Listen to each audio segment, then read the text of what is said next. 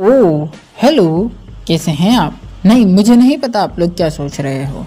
वैसे मुझे पता भी होता तब भी मैं तुम्हारा क्या ही उखाड़ लेता। तो वीडियो का टाइटल और थंबनेल देखने के बाद आप लोगों को पता चल ही गया होगा कि आज अपन किसके बारे में बात करने वाले हैं, अगर वो मैंने सही से बनाया हो तो आज के इस वीडियो में हम लोग बात करने वाले हैं यूजी इतादोरी की फैमिली ओरिजिन के बारे में, जो कि अखंड कंफ्यूजिंग है। क्योंकि हमारे खुफिया सूत्रों के मुताबिक यूजी इतादोरी न सिर्फ सुकुना का भतीजा है, बल्कि उसके 3 पेरेंट्स और 9 भाई हैं, जो कि उसकी फैमिली ओरिजिन को और भी ज्यादा कंफ्यूज करते हैं। वैसे इस टॉपिक के ऊपर आपको इंटरनेट पे ढेर सारे वीडियोस मिल जाएंगे, लेकिन उन्हें देखने के बाद आपके दिमाग का शॉर्ट सर्किट होना तो पक्का है, क्योंकि वो लोग बहुत ही ज्यादा प्रोफेशनल की तरह आप लोगों को समझाते हैं, जो आप लोगों को घंटा समझ में नहीं आता। आप लोगों को क्या, मुझे भी घंटा समझ में नहीं आया, इसलिए ये वीडियो बनानी पड़ गई।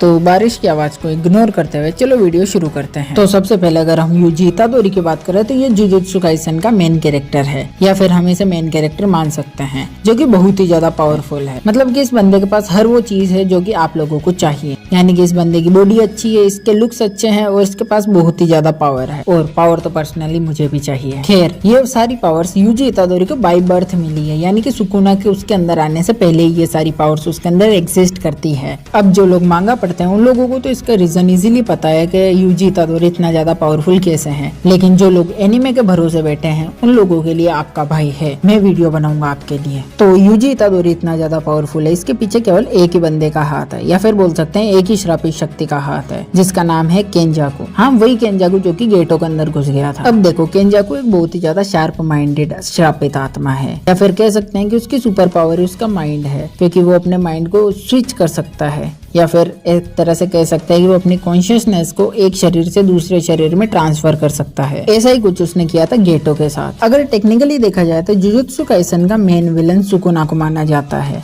लेकिन अगर पर्सनली मेरा ओपिनियन जानना चाहो तो मेरे अकॉर्डिंग मेन विलन केंजाकू है, क्योंकि भाई केंजाकू के इरादे शुरू से ही बहुत ही ज्यादा गंदे रहे हैं। या फिर कह सकते हैं कि ये बंदा श्रापित शक्तियों का साइंटिस्ट है, यानी कि इस बंदे के शुरू से ही इरादे थे कि ये एक ऐसी स्पीसीज को जन्म देना चाहता था जो कि न पूरी तरह से इंसान हो, ना ही पूरी तरह से श्रापित शक्ति। यानी कि उसकी बॉडी इंसान की और उसके अंदर पावर एक श्रापित शक्तियों के बराबर या श्रापित आत्माओं के बराबर हो। और अपने इसी प्लान को पुल ऑफ करने के लिए उसने अपना पहला शिकार बनाया नोरा फतेही को। नहीं, मेरा मतलब नोरा तोशिकामो को, जो कि पता नहीं कौन था, मांगा पढ़ने वालों को ज्यादा बेहतर पता होगा। और उसके जरिए उसने एक रैंडम लेडी को 9 बार प्रेग्नेंट किया, जिसके अंदर से ये 9 नमूने निकले हैं, और इनमें से भी ये 1, 2, 3 वाले कुछ ज्यादा ही पावरफुल थे। लेकिन ये एग्जैक्ट वो रिजल्ट नहीं था जो कि केंजाकू चाहता था। तो केंजाकू ने उन लोगों को टोटली साइड किया, या एक तरह से इग्नोर किया, और अपने नेक्स्ट शिकार की तरफ आगे बढ़ गया। और अपनी इसी खोज के दौरान उसे श्रापित शक्तियों के भगवान के बारे में पता चलता है, यानी कि सुकुना के बारे में पता चलता है। वो डायरेक्टली सुकुना को तो जाकर छोड़ नहीं सकता था, तो केंजाकू उसका एक अल्टरनेटिव ऑप्शन ढूंढता है, और इसी को ढूंढते ढूंढते केंजाकू को सुकुना के जुड़वा भाई के बारे में पता चलता है। हाँ, सुकुना का एक जुड़वा भाई भी था, जिसे वो अपनी माँ के पेट में ही खा गया था। उसी की वजह से उसके 4 हाथ और 4 आंखें हैं। और जैसा कि आप धरती का नियम जानते हो कि आत्मा कभी नहीं मरती, उसका हमेशा जन्म होता रहता है, उसी तरीके से सुकुना के जुड़वा भाई की आत्मा का भी वापस पुनर्जन्म हो चुका था। और जब ये बात केंजाकू को पता चली तो उसने अपने सालों की मेहनत लगा करके उस बंदे को आखिरकार ढूंढ निकाला, जिसके अंदर सुकुना के जुड़वा भाई की आत्मा थी। और वो बंदा और कोई नहीं, जिन इतादोरी था, यानी कि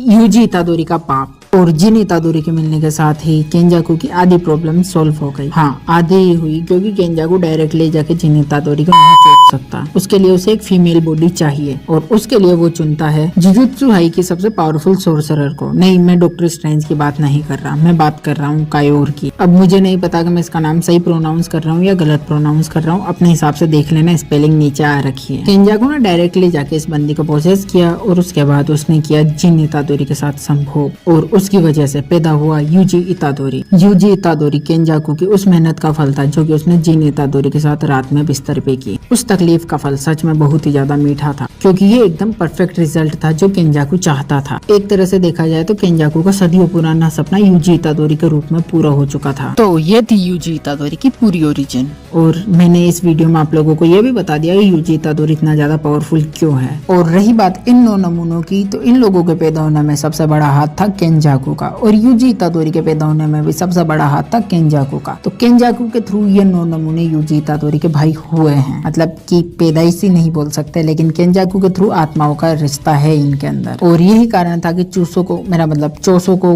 वो विजन आया सेकंड सीजन में, जहाँ यूजी इतादोरी उसके बाकी बचे हुए 8 भाइयों के साथ बैठ के डिनर कर रहा था, या फिर शायद लंच कर रहा था। वैसे आप लोगों की जानकारी के लिए बता दूं कि सुकुना यूजी की बॉडी को टेक ओवर करेगा, ये प्लान भी केंजाकू का ही था। ये कैसे था वो मैं आपको इस वीडियो में नहीं बताऊंगा, किसी और वीडियो में बताऊंगा। वैसे मैंने ये तो बता दिया कि चोसो कैसे यूजी का भाई था, लेकिन तोदो कैसे यूजी का भाई था ये मुझे भी समझ में नहीं आया है। अगर आप लोगों को पता हो तो कमेंट बॉक्स में बता सकते हो।